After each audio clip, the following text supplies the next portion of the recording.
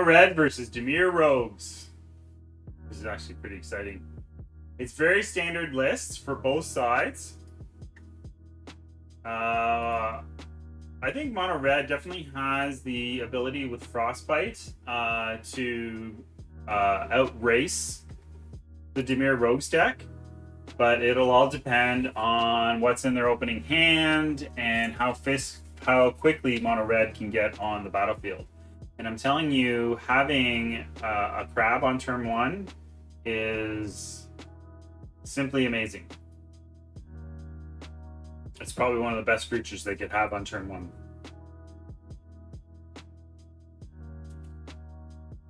And I think, I'm trying to figure out who's on the play. I think it's going to be Dimir Rogues. And it looks like 2, 4, 6. They each mulligan once.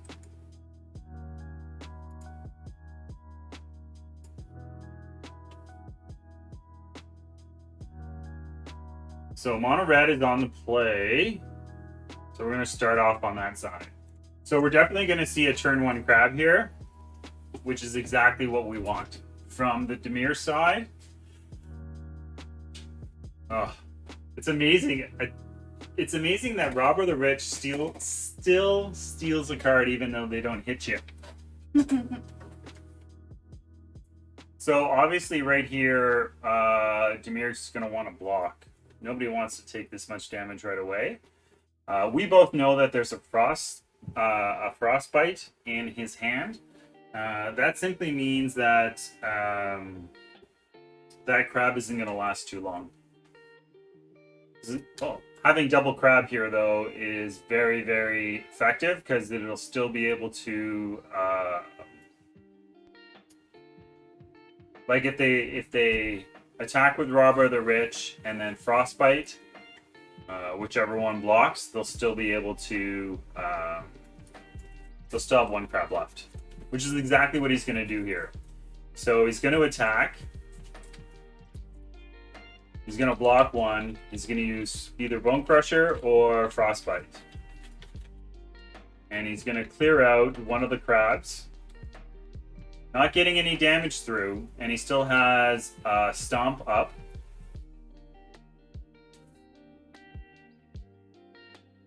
Stomp is such a good card. Man, that is such a powerful card. When it rotates, it's going to open up so much.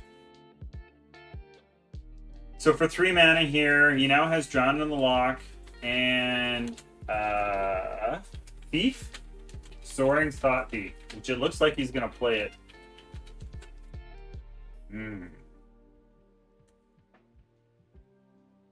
Looks like Dimir Rogues is trying to go onto the aggressive side, knowing that it can block the Robber. Does he use Stomp here? He does not. I guess he's going to try and use Stomp to get rid of the other crab, which is a very good play.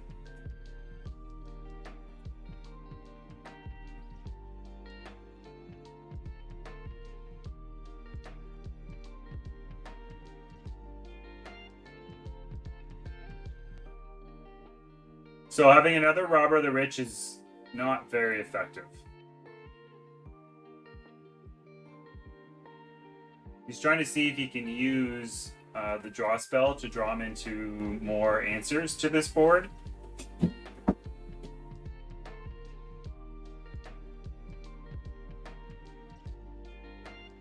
It's a tough call. Having a turn 1 crab really put Mono Red on the back end.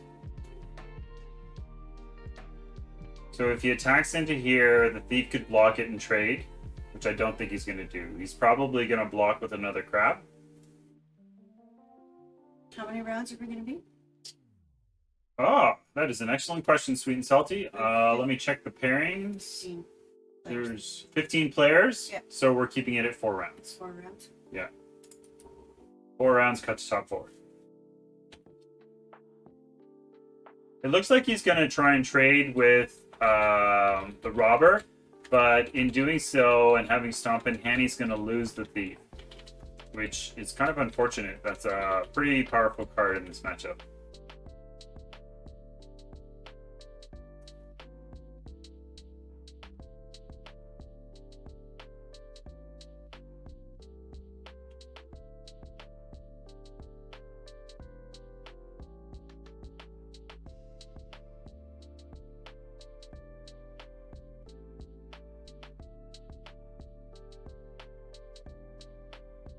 Top 8 prize though. There is top 4 gets Prizing. no top 8. Yeah, top 4 prize, top 8 qualified.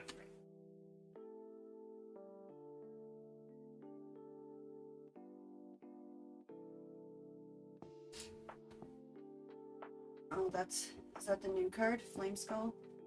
Oh, that's the card Cooper was telling me about. Everybody keeps dying to Flame Skull in his D&D.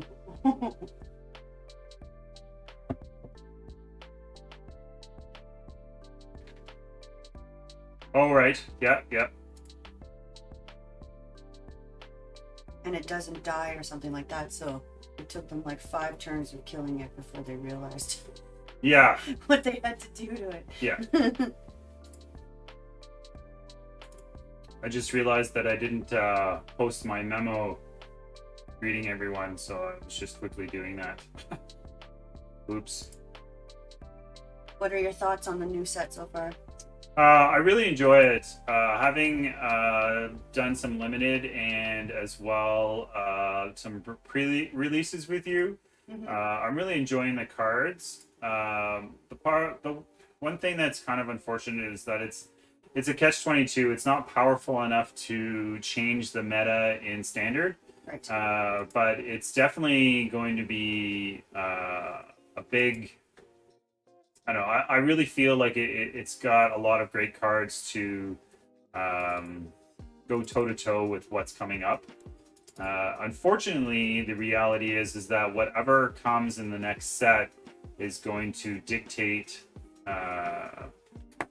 most of everything.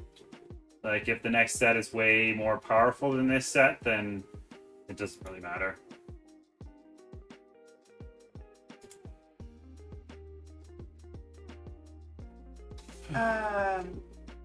Was there a core set this year? This is the core set. Oh, that's what I thought. Okay. Yeah. This Yeah, is. I didn't feel like there was any cards that we saw, at least anyway, or that I saw over the last couple of days that were like game changing. Yeah. They were cool. Oh, for sure. Great additions for a lot of different decks, but yeah, it definitely wasn't like Oko quality. Yeah, I agree. That's nice though. I like to see supplemental cards, not necessarily take over the meta cards. Mm-hmm. Yeah. I think that's what, well, assuming the power level doesn't go back up again, I want to assume that that's going to be, that's how it's going to be. Is that not generally what the core sets do though? Kind of fill in some gaps? Yeah. But it just means that if they're not powerful enough, then they're going to not be played when rotation happens. Right.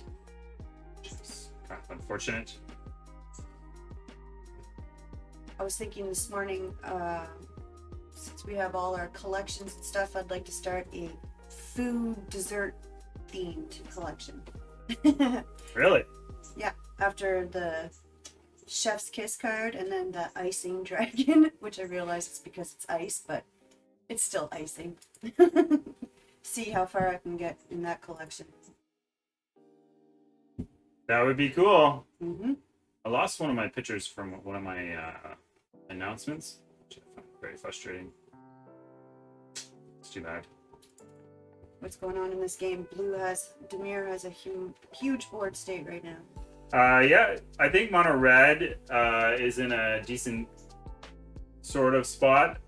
Its problem right now is to get through the crabs, and it has flyers, so it has evasion, which means it's just going to continue to evade all the blockers and continue to chip away at damage, which is exactly what Demir wants to do. They want to have enough on the board to block you so that their life total doesn't go down, but then from there they use their flyers and more powerful creatures to just get through, which is actually amazing. Anything that red gets rid of, Floris is just going to bring back anyway. True, so they have to get rid of Loris. Yeah. Getting rid of Loris at this point in the game is exactly what it has to be their first priority. Not only because it has the ability to bring cards back from the graveyard, whatever Mono Red is able to block or trade with, but it also has lifelink. It's too late now in this game. Definitely feels like it. He's got 3 people that can attack, and Red only has 1 blocker, and 2 are flyers. So 3 of them were. Oh yeah. Yep. Well, he'll have 1 more turn at hopefully figuring something out. But you're definitely right. I mean, it looks like Mono Red is on the back end of this, and they're gonna go down in game 1.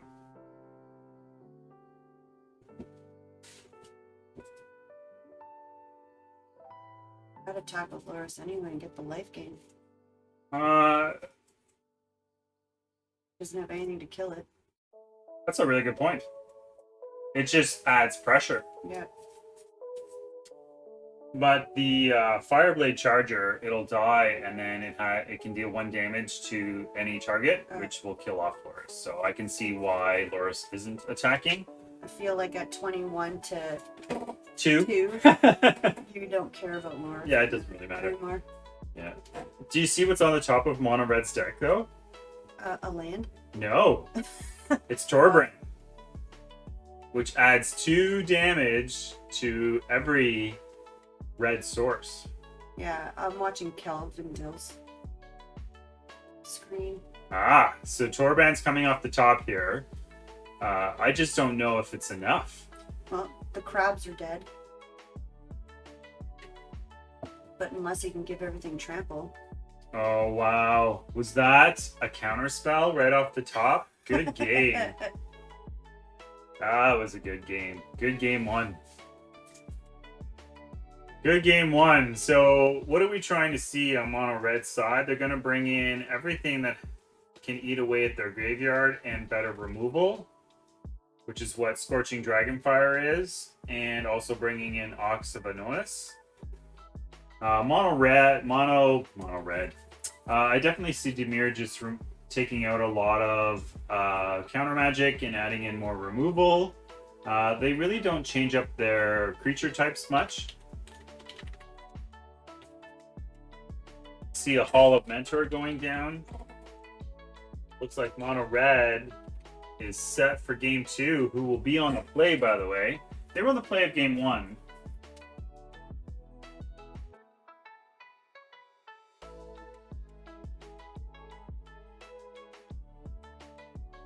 Just saying hi to TPO5674. Hey. Welcome to the chat and the channel. Hope you enjoy the stream and the content. Please share and throw us a follow if you don't mind, so we can share and grow. We're just a local channel that is trying to support local game stores, and in doing so, we support them by running tournaments in their name, and the prize support is all from their store that I supply.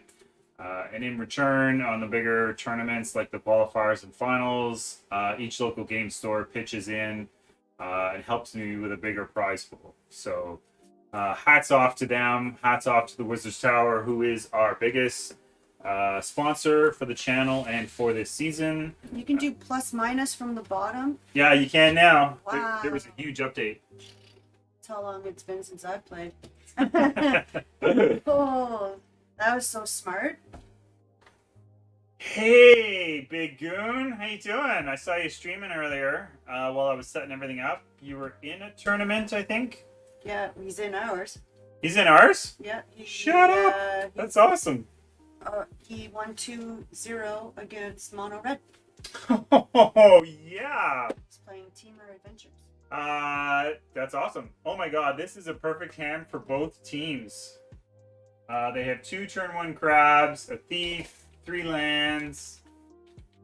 It looks like both teams are keeping, and Mono Red being on the play. I see a robber, the rich, going to be played on turn 2 just like last time, and just like last time, a turn 1 crab.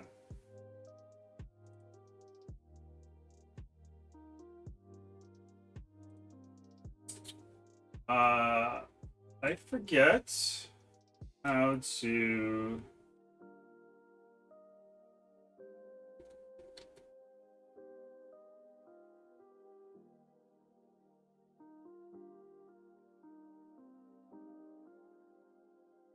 do a shout out. Oh, did that work? Haha! Shout out to Big Goon.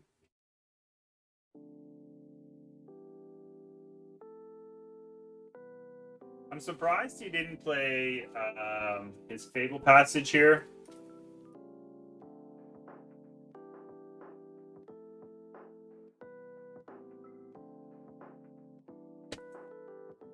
Having a John in the lock, I think, is really good for the Dimir side. It either is a counterspell or a removal spell, depending on what's on the board. It's hard to say what he's going to do at this point. I think he's, well, he's past the turn, so it feels like he's using it as a counterspell. I just don't know if Robber the Rich is a good enough spell to counter.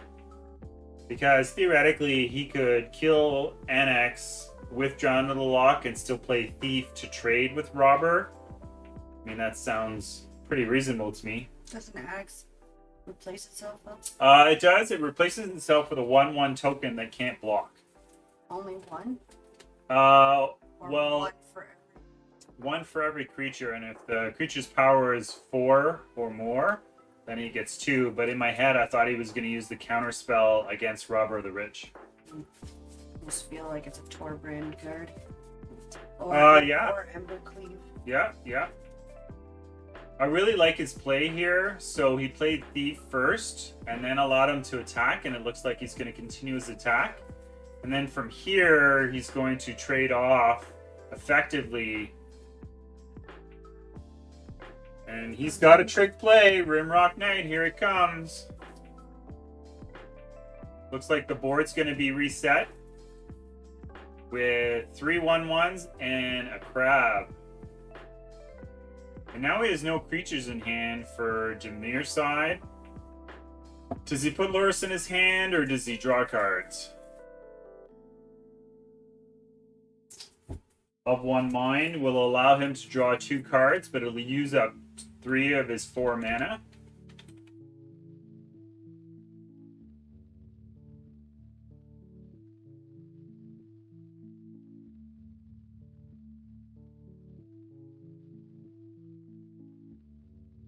Looks like he's setting himself up to bring Lurrus in and play it on the next turn.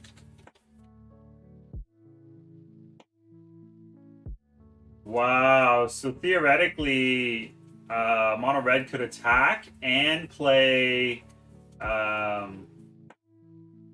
Embercleave on this turn. But instead, he's going to go for Faceless Haven attack. This is a great way to chip away at damage. Oh, and that is a great removal spell for Mono for the Dimir side. Crippling Fear, he just picks a creature type, and then from there, anything but that creature type gets -3/-3 for the turn.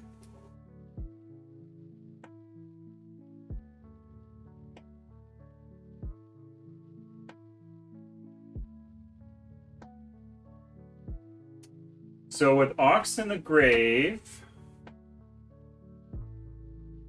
that's an option. Attacking with Faceless Haven isn't quite an option anymore because of Thief. Gilded Enforcer just has Death Touch, right? So it's not as effective. What Mono Red needed was another land off the top, and they did not get that because they could have totally played Stomp to kill Guild Enforcer, and then from there they could have played out Bone Crusher. But it looks like Embercleave is coming in, and they're going to attach it so that Lurrus is gone. That's a very good play. Very, very good play.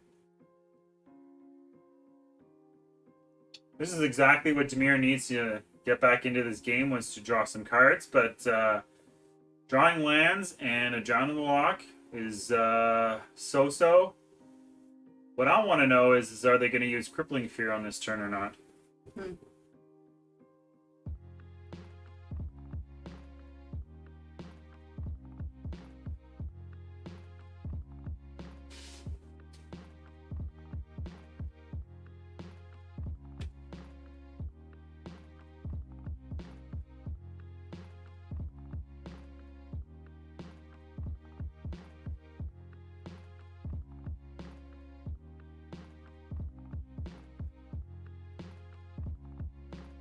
Hmm. Now they have 2.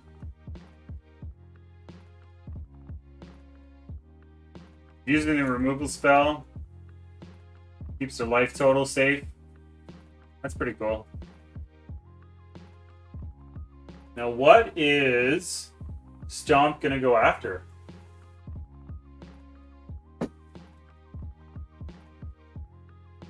Is the thief person got death touch? Thank you very much, Kilkai Canada, for hosting us.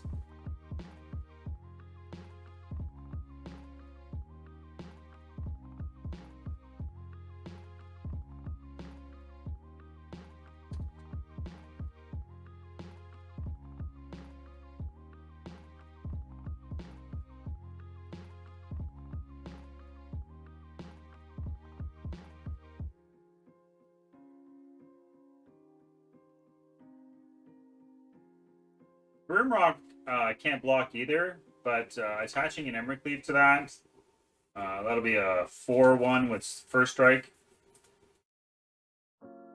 Yeah, they're definitely going to want to counter this. They definitely want Thief to stay in the battlefield as long as possible because it's a death touch blocker, which means it can pretty much trade with anything.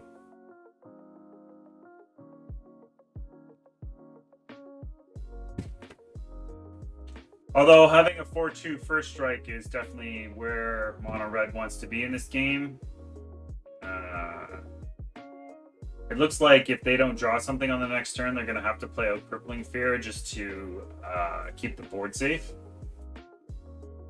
I can't see them blocking, especially with first strike. Yeah. Yeah.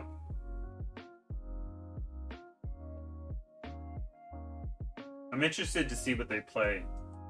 I'm surprised that they didn't play Ox. They're in a very tough spot right now. They're gonna... I can't see them not playing Crippling Fear.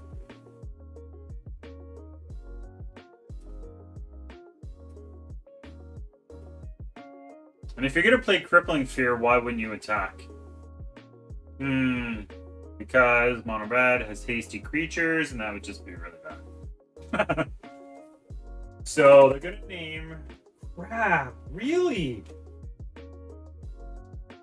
Then I definitely would have attacked first. If I was naming Crab, I would have attacked first for sure.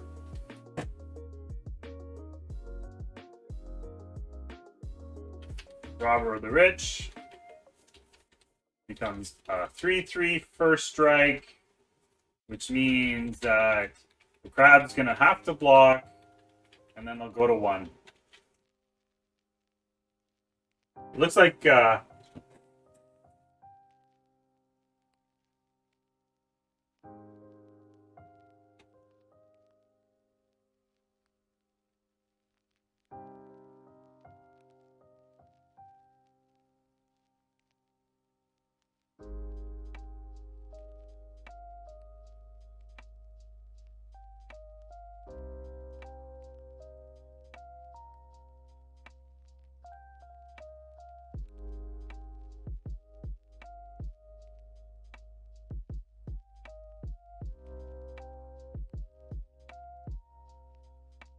were you able to answer that, Sweet and Salty? In the BO3 chat, there's a question being asked.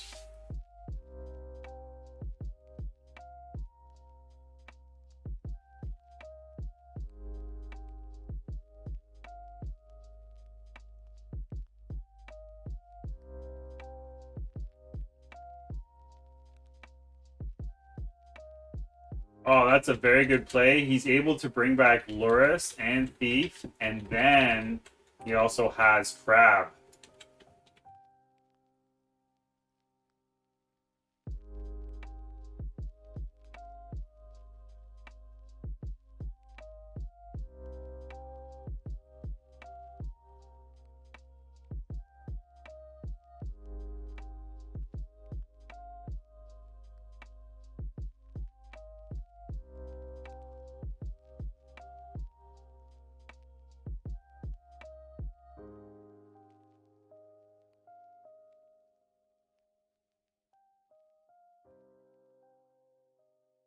I don't know about the timer. Isn't the timer already in the game? Yeah, it's just we're just using the game timer. That is correct. Just makes it easier.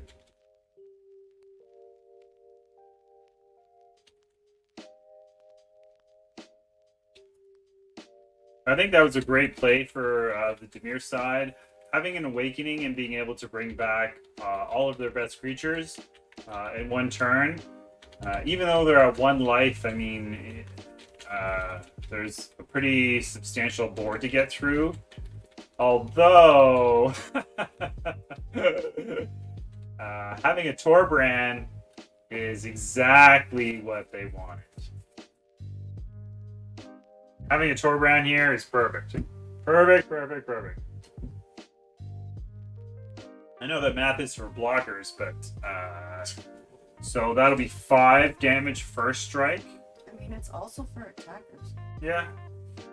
You don't know you have lethal if you don't do that. So I think he has to block with at least 3 creatures. Like everything but Lurrus? Or does he have to block with Lurrus as well? Because first strike, yeah, will not take away the yeah. Ah, oh, well, there you go. So you needed at least 6 toughness to block that. Can't believe he's still at 1 life.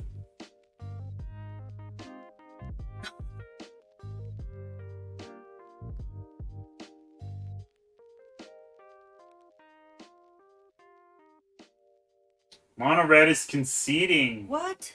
I know. I don't understand that. Oh, that's too bad. Yeah. There's a 1 I life. don't have anything else to watch.